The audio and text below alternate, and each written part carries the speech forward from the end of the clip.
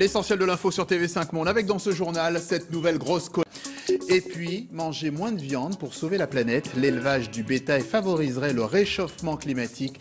Pour en parler, notre invitée Brigitte Gauthier du site viande.info. Rien à signaler.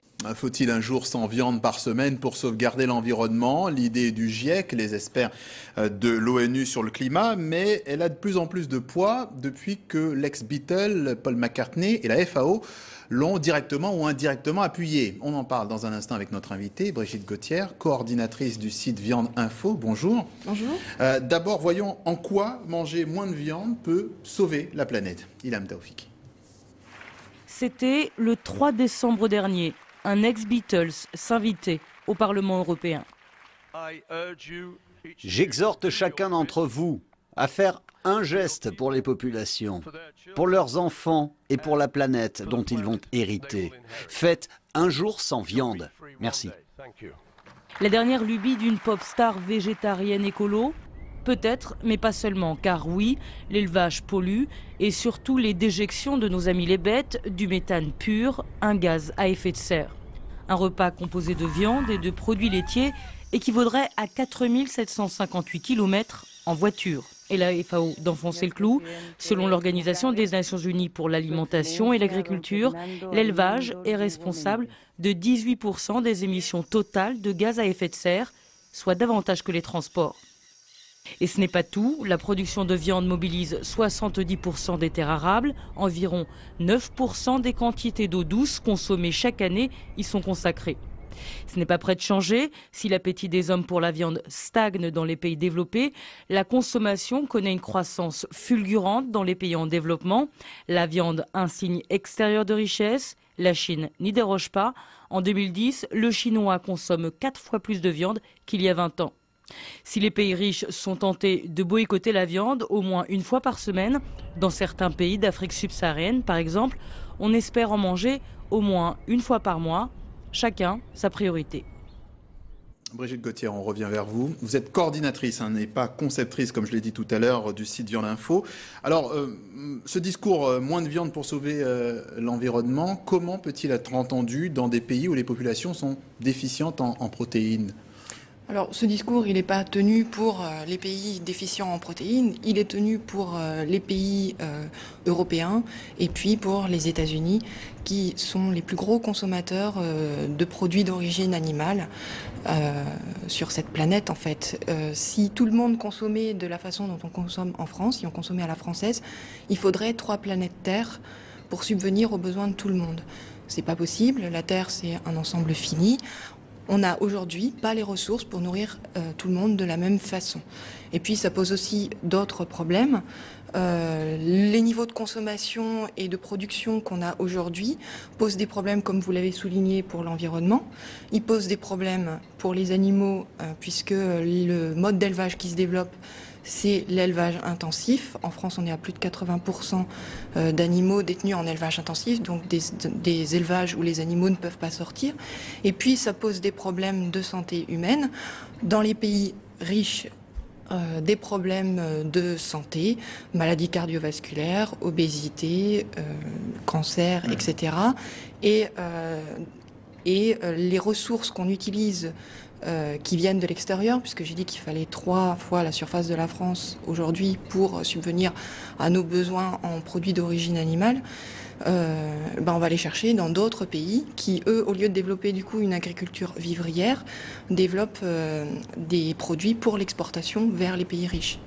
Alors pour vous, donc en fait, comment concrètement on peut mettre en place une telle mesure? Parce que c'est quand même très compliqué de regarder d'un côté des pays qui sont, eux, en voie de développement ou qui auraient besoin de viande, et puis d'autres qui n'en auraient pas. Est-ce qu'il faut éradiquer totalement la viande? Alors, ça dépend de quel point de vue on se place. Pour viande.info, le point de vue, on va se placer du point de vue de l'environnement, du point de vue de la santé des humains et du point de vue de la santé des animaux, donc du bien-être animal. Il faudrait réduire effectivement drastiquement la consommation de viande dans les pays dits riches et puis stopper... Réduire, vous dites réduire, pas... Je dis réduire. Et, à quelle hauteur à peu près? Alors à quelle hauteur? Nous, dans les pays riches, il faudrait qu'on réduise de moitié au moins notre consommation de produits d'origine animale. Voilà, parce que la consommation de produits d'origine animale n'est pas la même partout, hein. En France, on mange moins de viande qu'aux États-Unis, mais on mange plus de produits laitiers, donc ça revient à peu près au même entre les deux pays. Voilà. Donc, mais est-ce que c'est pas aussi une position un peu facile, par exemple, pour des gens qui ont les moyens? Que dites-vous, par exemple, aux éleveurs qui produisent cette viande? Changer de métier? Alors aujourd'hui, les éleveurs qui produisent cette viande, ce sont surtout des gestionnaires d'élevage intensif. Parce qu'à chaque fois, on ramène sur les bovins qui sont élevés à l'herbe.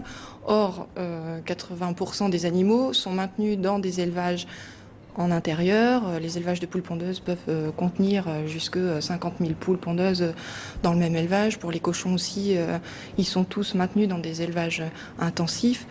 On n'est plus aux petits paysans des années 50 qui avaient un petit troupeau. Aujourd'hui, ils gèrent des troupeaux énormes, ils gèrent plus des animaux, ils gèrent juste donner de la nourriture, essayer d'endiguer les épidémies, etc. On n'est plus dans la relation humain-animal qui pouvait éventuellement se développer. On est sur des gestionnaires. Donc effectivement, il faut une reconversion. Mais pour ça, il faut déjà reconnaître qu'on a un problème. Or, en France, il n'y a aucune reconnaissance de ce problème. Et ensuite, prendre des mesures politiques fortes pour favoriser la reconversion effectivement des éleveurs et pour favoriser aussi végétaliser notre alimentation, c'est-à-dire remettre à l'honneur les protéines végétales que sont les légumineuses par exemple, les légumineuses. Oui. Voilà. Mais oui, alors en même temps, il faut aussi vérifier si si par exemple les productions végétales ne sont pas non plus elles aussi nocives. De toute façon, les animaux mangent d'abord des végétaux, hein. Il faut 7 à 10 kilos de végétaux pour faire 1 kilo de bœuf, par exemple. Voilà. Donc c'est de toute façon un très mauvais transformateur d'énergie. On pourrait manger les végétaux directement et puis on n'est pas obligé de faire de l'intensif. Il faut qu'on revoie absolument tous nos modèles. C'est effectivement un changement profond de société. Qu'il faut faire. Donc, vous imaginez dire ça, par exemple, à un éleveur qui a fait justement de l'élevage pendant des décennies? Il y a des éleveurs qui sont tout à fait d'accord avec nous parce que justement, ils sont devenus des industriels et non plus des éleveurs. Est-ce que vous êtes végétarienne? Oui, moi, oui. Ouais.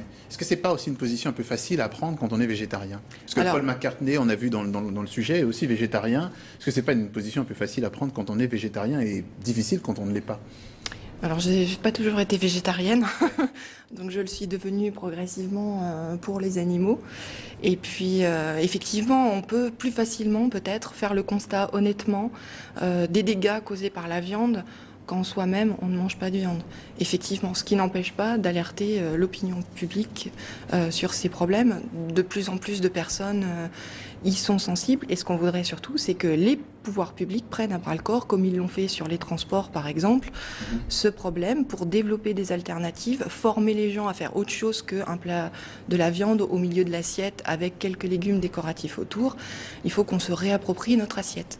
Alors, vous préparez une journée sans viande prochainement, je crois que ce sera le 20 mars. Alors le 20 mars, il y a une journée sans viande qui va permettre de découvrir tout un tas de saveurs qu'on n'a pas l'habitude quand on mange de la viande. C'est un peu comme aller dans un autre pays, découvrir de nouvelles saveurs et effectivement sans produits d'origine animale. Ça sera sur la France uniquement? Alors c'est sur la France entière, c'est lancé par c'est relayé, c'est mondial, c'est relayé par une association qui s'appelle International Campaigns. Et j'imagine qu'on ira sur votre site pour pouvoir savoir les endroits où y aller. Alors sur viande.info, ça peut être relayé effectivement, mais sur le site journeesansviande.info aussi. Merci Brigitte Gauthier d'avoir répondu à nos questions. Je rappelle que vous êtes la coordinatrice du site viande.info. Merci d'avoir répondu à nos questions. Ainsi s'achève cette édition. Merci, à bientôt.